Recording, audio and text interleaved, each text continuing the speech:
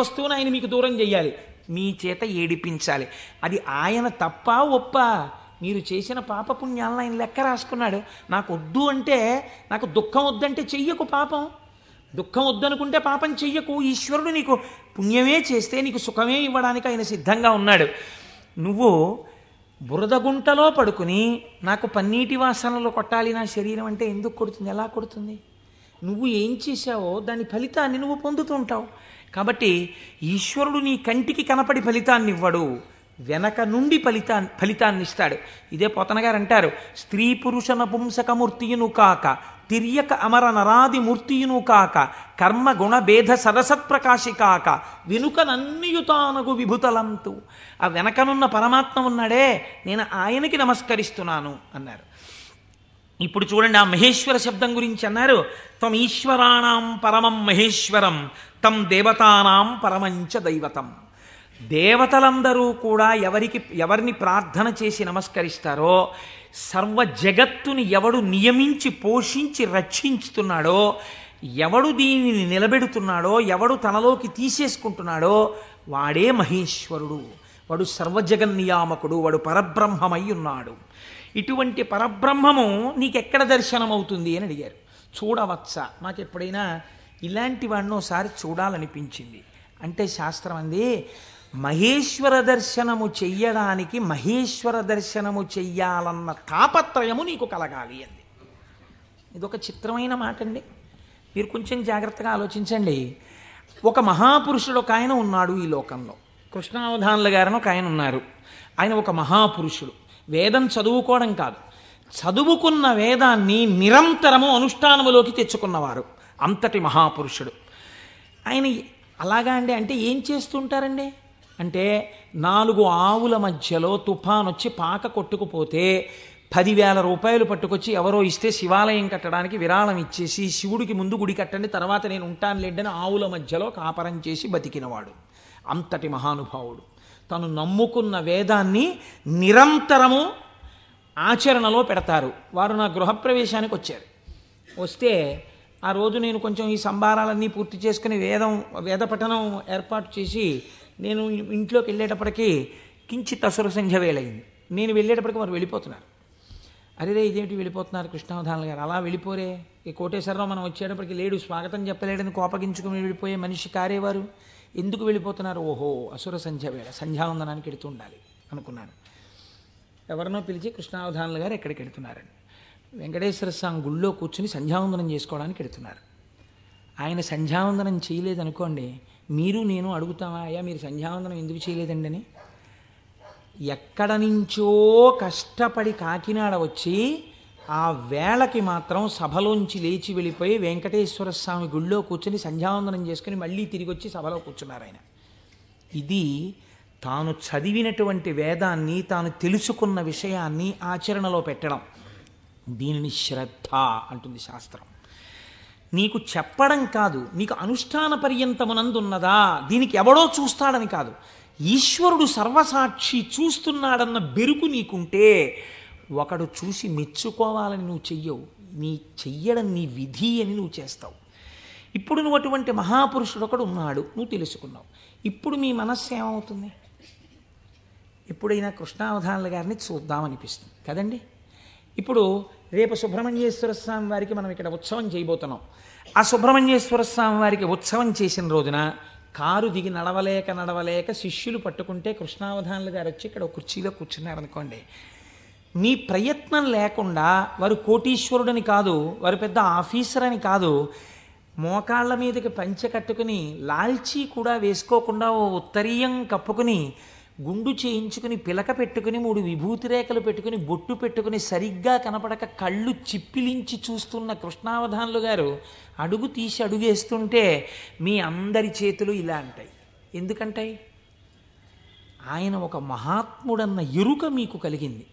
ఈ ఎరుక లేకుండా మీరు దర్శనాన్ని వాంఛిస్తారా? మీరు ఒకసారి ఈ శివమహాపురాణాన్ని వినడం ఒక కథ కింద వినే ప్రయత్నం మీరు చేయకండి. అది మీ జీవితాన్ని అభ్యున్నతి మార్గంలోకి తీసుకెళ్ళదు. దాన్ని మీ నిత్య జీవితంలో మీకు ఎలా ఉపయోగపడుతుందో మీరు ఆలోచించండి. పరమాచార్య స్వామి ఎక్కడ మాట్లాడినా ఎప్పుడు మాట్లాడినా అలాగే మాట్లాడేవారు. ఎప్పటి కథల కిందో వారు మాట్లాడేవారు కాదు, ఇప్పుడు నీకు ఎలా పనికి వస్తుందో వారు మాట్లాడేవారు. అది ఒక సద్గురువుకు ఉండవలసిన లక్షణం. అందుకే నడిచే దేవుడు అయ్యారు మహానుభావుడు. కాబట్టి చూడండి, ఇప్పుడు మీకు కృష్ణావధానులు గారు అంటే తెలిసింది, వారిని చూడాలి అనిపిస్తుంది. ఉదాహరణకి వారు రాలేదనుకోండి సుబ్రహ్మణ్యోత్సవానికి, ఎందుచేతంటే వారి శరీరం చాలా డస్సిపోయింది, పెద్దవారు అయిపోయారు. కానీ మీరేమంటారు? కృష్ణావధానులు గారు ఎక్కడ ఉంటారంటే ఒకసారి వెళ్ళి మేము దర్శనం చేసుకొస్తామంటారు. అమ్మ ఈ టైంలో వెళ్ళండి, ఈ టైం కాకుండా వెళ్ళకండి, వారికి ఇబ్బంది, పెద్దవారు అయిపోయారు, ఈ సమయంలో వెళ్ళండి దర్శనం ఇస్తారు.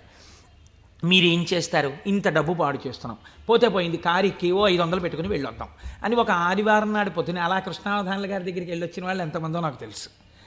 కారు వేసుకుని వెళ్ళి ఓ అరడజన అరటిపళ్ళలో ఏవో ఇచ్చి ఒక్కసారి ఆయన్ని చూడగానే, ఇప్పుడు మీకు ఆయన గురించి ఆయన ఏం చెప్పుకోరుగా, కానీ మీరు ఆయన్ని చూస్తుంటే, ఆయన కూర్చుంటే, మీరు ఎక్కడి నుంచి వచ్చారమ్మా అని అడుగుతుంటే, ఆయన ఏదో 4 శ్లోకాలు చెప్తుంటే ఆ గొంతు తడబడిపోతుంటే, పెద్దవారైపోయి వారు మాట్లాడుతుంటే మీ మనసు ఆర్ద్రమైపోతుంది. మీకు తెలియకుండా మీ కన్నుల వెంట నీళ్లు కారుతాయి. అబ్బా ఏం మహాపురుషుడు, ఏం మహాపురుషుడని పటికి బెల్లం తినేసిన నోరు తీపిగా ఉన్నట్టు మళ్ళీ కారెక్కి వచ్చేస్తారు ఇంటికి. ఎందుకు వెళ్ళారు ఆ ఊరు 500 కారు చేయించుకుని? మీకు తెలిసింది కాబట్టి కృష్ణావధానులు గారంటే, కాబట్టి కదా మీరు దర్శనం చేశారు.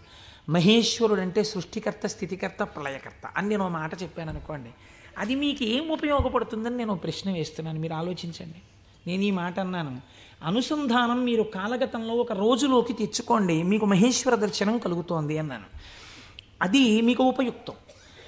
మీరు చూడండి, నేనంటాను మహేశ్వరుడెవరో చూడాలన్న ఉత్సాహం కృష్ణావధానులు గారు ఎవరో తెలుసుకుంటే కలిగినట్టు, ఈశ్వరుణ్ణి చూడాలన్న ఉత్సాహం మీకు ఇక్కడ కలగాలంటే మీరు ఏం చేస్తే కలగదండి. నేను ఒక్క ఉదాహరణ చెప్తాను.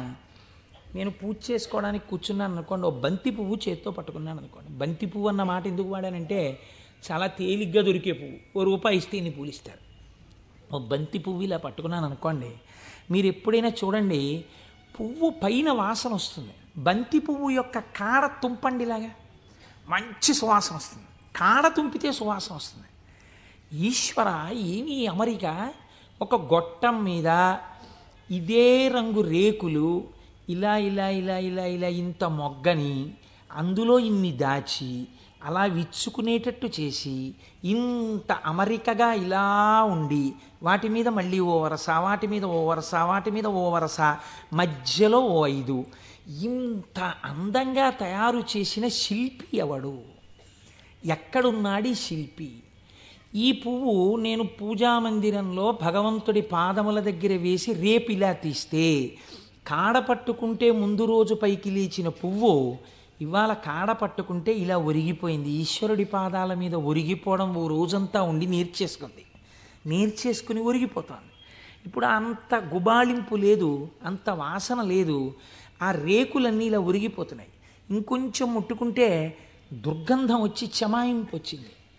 ఎవరు అసలు దీన్ని ఇలా ఆ బంతి మొక్కలోంచి దీన్ని తెచ్చినవాడు, ఇంత విచ్చుకునేట్టు చేసినవాడు, ఇది ఇలా ఒడిలిపోయేట్టు చేసినవాడు ఎక్కడున్నాడు అని మీకు అనుమానం వచ్చింది అనుకోండి, అప్పుడు మీ పూజ ఆర్తితో ఉంటుంది. వాడే అటువంటి వాడై ఉన్నాడు, వాడు ఈ జగత్తునంతటినీ ఇలాగే సృష్టించి నిర్వహించి లయింపచేస్తున్నాడు, వాడే నా ఆరాధ్య దైవం అడిగో పూజామందిరంలో అని మీరు ఓం నిధనపతయే నమః అని పువ్వేయండి, రమించిపోయింది మీ హృదయం.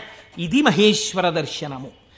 కాబట్టి ఇప్పుడు ఈ ఉత్సుకత, చూడాలి చూడాలి చూడాలి ఈశ్వరుణ్ణి అన్న తాపత్రయం మీరు సృష్టి స్థితి లయానుసంధానము నిరంతర ప్రక్రియగా చెయ్యడంలో ఉంటుంది.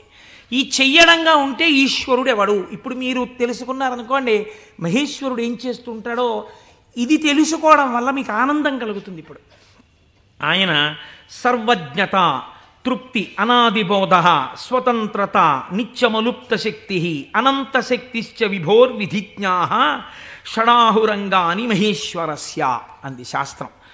ఆయన సర్వజ్ఞత. నేను ఇక్కడ కూర్చుని ఉన్నాను అనుకోండి, నేను ఈ సభలో జరుగుతున్న విషయాన్ని పసిగట్టగలను. అసలు అది కూడా ఒక్కొక్కసారి జరగదు. ఎందుచేత అంటే నేను ఒక్కొక్కసారి అడిగినటువంటి ప్రశ్న కొంతమందికి ఈయన నిజంగానే అడుగుతున్నాడా అనిపించవచ్చు. ఎందుచేత అంటే మీరు నిన్నను కోటేశ్వరారు నిన్న ఉపన్యాసానికి వచ్చాను, నిన్న మీరు వచ్చారా అంటే అదేమిటి మీ ఎదురుగుండానే కదండి కూర్చున్నాం అంటారు. నాకు స్ఫురణలోకి వెళ్ళదు. ఎందుకు వెళ్ళదు అంటే నేను ఒక విషయాన్ని ప్రతిపాదన చేస్తున్నప్పుడు నా మనస్సు అసలు ఆ విషయం మీద రమిస్తే కదా అది వాక్కులుగా బయటికి వచ్చేది. నా మనసే రమించలేదనుకోండి, నా మనస్సు లోపల దర్శనం చేయట్లేదనుకోండి, మీకు వాక్కులుగా ఎలా వస్తుంది నా నోటి నుంచి? నా మనస్సు అక్కడ ఉండిపోయినప్పుడు నా కన్నులు ఇలా తిరిగినా ఏవో కళ్ళంలోంచి మనసులోకి ఎడతాయి, కానీ ఇవన్నింటినీ మనసు పట్టుకుంటోందని మీరు అనుకుంటున్నారా? పట్టుకోవట్లేదు. ఎందుకంటే ఆ మనసు వేరొక వస్తువును పట్టుకుని ఉంది. దానికోసం ఉపన్యాసం చెప్పడం, ఇంకో ప్రయోజనం కోసం కాదు. ఇలా కూర్చుంటే కాసేపు పట్టుకుంటుంది ఆ వస్తువునని. కాబట్టి ఇప్పుడు అది పట్టుకుని ఉంది, కాబట్టి ఇది పట్టుకోదు, ఇది వదిలిపెట్టేసింది. కాబట్టి కన్ను చూసినా మనస్సు పట్టుకోకుండా వదిలిపెడుతోంది. అలా మీకు నా యొక్క సర్వజ్ఞత యందు ఒక పరిధి ఉంది. నేను ఇక్కడే ఉన్నా నాకు కొన్ని తెలియవు. ఈశ్వరుడు అలా కాదు. మహేశ్వరుడంటే సమస్త ప్రాణుల యొక్క హృదయగతమైన అభిప్రాయములను కూడా తెలుసుకోగలడు. మీరు బాగా గుర్తుపెట్టుకోండి. మీరు చేస్తున్న పూజని చూసి నేను పూజ చేసుకుంటున్నాను అనుకోండి, ఉదాహరణ, వేరొకరి మీద ఎందుకు పెట్టాలి? నేను పరమ డాంబికంగా ఇన్ని పువ్వులు పెట్టుకొని ఓం నిధనపతయే నమః, ఓం నిధనపతాంతికాయ నమః, ఓం ఊర్ధ్వాయ నమః, ఓం ఊర్ధ్వలింగాయ నమః అన్న పూజామందిరంలో కూర్చుని పుష్పార్చన చేస్తున్నాను అనుకోండి. మీరు కోటేశ్వరరావు గారు ఉన్నారా అండి అని హాల్లోకి వచ్చి కూర్చున్నారనుకోండి. ఆహాహా, ఏం పూజ చేస్తున్నాడండి కోటేశ్వరరావు, నిజంగా ఏమి ఉచ్చారణ, ఏమి నామాలు చెప్తున్నాడు అని మీరు ఇక్కడ గబగబా సోఫాలో కూర్చున్న వారి కింద కూర్చుని కళ్ళు మూసేసుకుని, ఇప్పుడు ఆయన ఇలా పువ్వులు వేస్తుంటారు, ఇలా నామం చెప్తుంటారని మీకు ఆ నామాలు రాకపోయినా మనస్సులో ఇలా ఇలా మీ చెయ్యి అంటూ మీరు పువ్వులు వేసేస్తూ మీరు కూర్చున్నారు. అక్కడ పూజ చేస్తున్న నేను నామాలు నోటితో చెప్తున్నాను, కానీ నా మనస్సు రేపు ఉదయం నేను పెళ్ళికి వెళ్ళాలి, ఈ పెళ్ళికి వెళ్ళినప్పుడు మనం 10ంటికి ఆఫీస్కి వెళ్ళిపోగలమా, లేకపోతే 1 గంట పర్మిషన్ పెట్టి 11 గంటలకు వెళ్ళిపోగలమా, ఒకవేళ వాళ్ళు భోజనానికి ఉండిపోమ్మంటే దీన్ని వంట చేయమని చెప్పడమా, అక్కర్లేదులే భోజనానికి ఎడదామందామా, భోజనానికి ఎడదామంటే ఇది మీరు వచ్చి నన్ను తీసుకెడతారా ఆఫీస్కి అయితే అంటుందేమో. ఇప్పుడు ఎక్కడున్నాను నేను వాళ్ళ ఇంట్లో పెట్టే భోజనం దగ్గర ఉన్నాను. పైకి ఏం చేస్తున్నాను? ఓం నిధనపతయే నమః, ఓం నిధనపతాంతికాయ నమః. నా పూజ వింటున్నవాడు, హాల్లో కూర్చున్నవాడు ఏం చేస్తున్నాడు? ఆయన కోటేశ్వరారు ఎంత బాగా పూజ చేసుకుంటున్నారో అని తను వచ్చిన పని మర్చిపోయి అని తను రమించిపోయి ఇక్కడ ఈశ్వరుణ్ణి చూస్తూ ఆయన పాదాల మీద బొడ్డు మల్లెలు వేసేస్తున్నాడు. ఇప్పుడు పూజ చేసిన ఫలితం ఈశ్వరుడు ఎవరికి వేస్తాడో తెలుసా అండి? హాల్లో కూర్చుని ఆయనకి వేస్తాడు. కోటేశ్వరరావుకి ఏం వేస్తాడో తెలుసా అండి? ఆయన పూజ చేసుకునేటట్టుగా గట్టిగా నామాలు చెప్పిన ఫలితం వేస్తాడండి. చూసారా? ఇది సర్వజ్ఞత. ఇది మీకు దొరకదు. మీరేమంటారు? నేను బయటకు వస్తే కోటేశ్వరరావు పూజ చేసుకున్నారంటారు. హృదయగతమైన అభిప్రాయమును పట్టగలిగిన వాడు.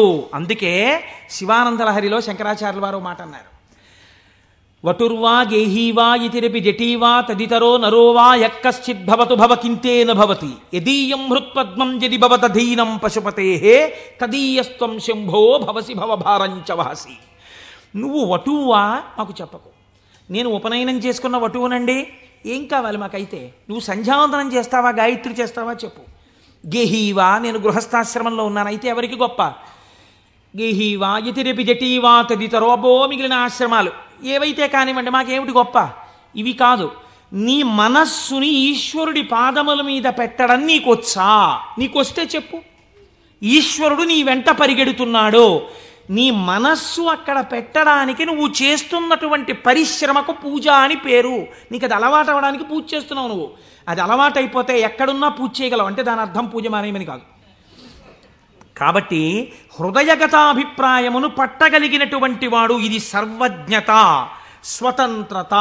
ఇవి రెండు ముడిపడి ఉంటాయి ఈశ్వరుడితోటి.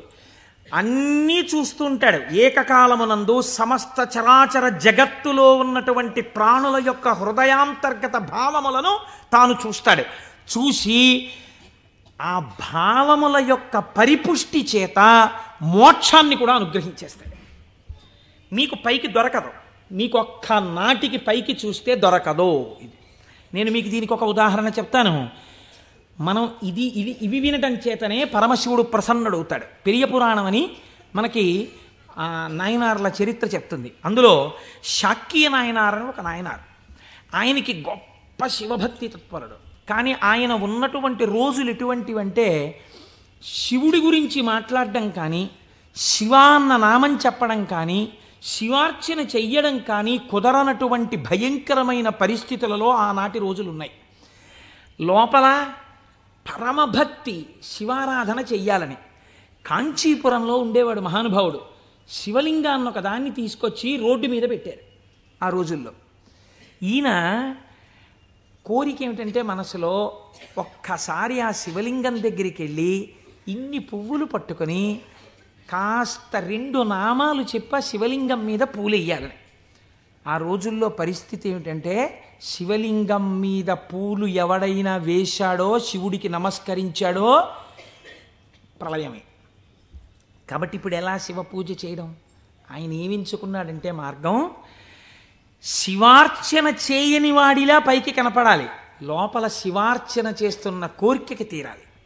అందుకని ఆయన అటుగా వెడుతూ రోజు అన్నం తినే ముందు కళ్ళంబట నీళ్లు పెట్టుకుని, శివ నీ పూజ చెయ్యకుండా ఎలా తిననయ్యా అన్నమని ఆ రోడ్డు మీద ఉన్న శివలింగం దగ్గరికి వెళ్ళి, శివుడివా నువ్వు శివుడివా అనో రాయి తీయడం.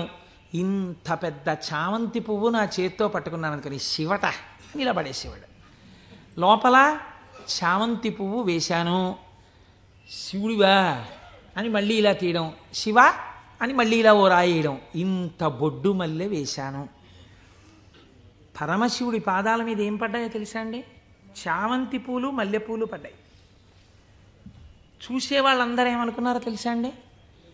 వీడు అసలు నిజంగా మన మాట వింటున్నవాడు, చూసావా శివలింగం మీద రాళ్ళు వేస్తున్నాడు వీడు, వీడిని మనం చాలా గౌరవంగా చూడాలనుకున్నాం. లోకానికి అర్థం అవుతుందా, శివుడికి అర్థం అవుతుందా? శివుడికి అర్థం అవుతుంది. ఇది శాక్యనాయనార్ జీవితం. ఇంతే ఆయన పూజ. ఇది ఆర్తిలోంచి వచ్చిన పూజ. ఒకరోజు ఆయన అన్నం తినడానికి కూర్చున్నాడు, భార్య వడ్డించింది. వడ్డిస్తే అన్నం తినబోయాడు. శర్వహ అనో నామం జ్ఞాపకానికి వచ్చింది. ఈ అన్నం నాకు పెట్టినవాడు శంకరుడు, లోపలికెడితే జీర్ణం చేస్తున్నవాడు శంకరుడు, అగ్నిని ఆదేశించి అన్నాన్ని ఉడికేటట్టుగా నా ఇంట పాచకుండి చేసినవాడు శంకరుడు, నీటిగా ఈ అన్నం ఉడికేటట్టు కలిసినవాడు శంకరుడు. నేను శంకరుణ్ణి. నేను పశువు తిన్నట్టు ఈ అన్నం తినడానికి వచ్చాను. ఇవాళ శివలింగం మీద 4 పువ్వులు వేయడం మర్చిపోయానని అన్నపు పళ్ళెం దగ్గర లేచి భార్యకి చెప్పకుండా పరుగున శివలింగం దగ్గరికి వెళ్ళాడు. పూజ చేయకూడదు, పరిస్థితులు ఎలా ఉన్నాయి? నిలబడి 4 రాళ్ళు తీసి శివుడివా అని మళ్ళీ వేశాడు. వేస్తూ ఇంతకన్నా చెయ్యలేకపోతున్నానయా అని కన్నుల నీరు కార్చాడు. వెంటనే ఈశ్వరుడు ఆయనకి నటరాజమూర్తిగా సాక్షాత్కరించి తనలోకి కలిపేసుకున్నాడు. ఇప్పుడు మీరు చెప్పండి, శాక్యనాయనార్ జీవితంతో మీకేమర్థమవుతోంది? మహేశ్వరుడన్న శబ్దం చేత మీ సంకల్పములను, మీ హృదయ శుద్ధిని, మీ చిత్తశుద్ధిని చూడగలిగినవాడు. ఇది ఆయన స్వతంత్రత. ఇప్పుడు మీరు బాహ్యంలో ఆయన లోపల చేసింది మీకు తెలియదు.